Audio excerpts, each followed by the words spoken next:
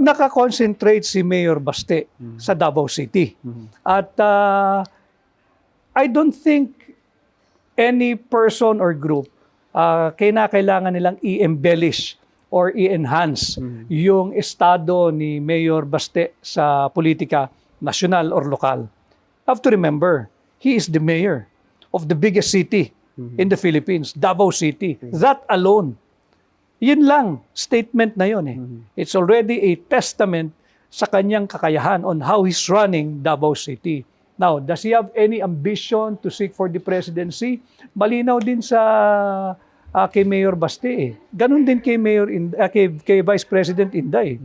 Ang presidency is destiny.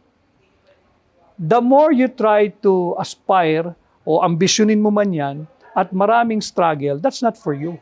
Pero hayaan mo lang at walang struggle, dinadala ka ron, that could be for you. So sila, ganun din, at I think ganun din ang kanilang pananaw.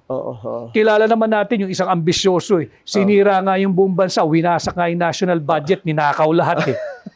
Gusto maging presidente. Yun ang dapat ikulong eh. Baka nabasa mo rin yan. Banggitin mo nga yung pangalan. Parang nababasa ko sa mga sinasabi mo eh. Hindi ko na lang maituloy. De, pero tama yan. Ako, I've read nga somewhere.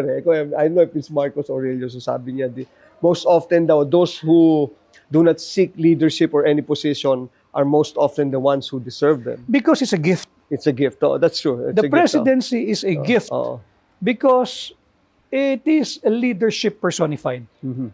Kaya lang tayo mga Pilipino, curse ang nangyari. Wala tayong leader eh. Wala tayong leader.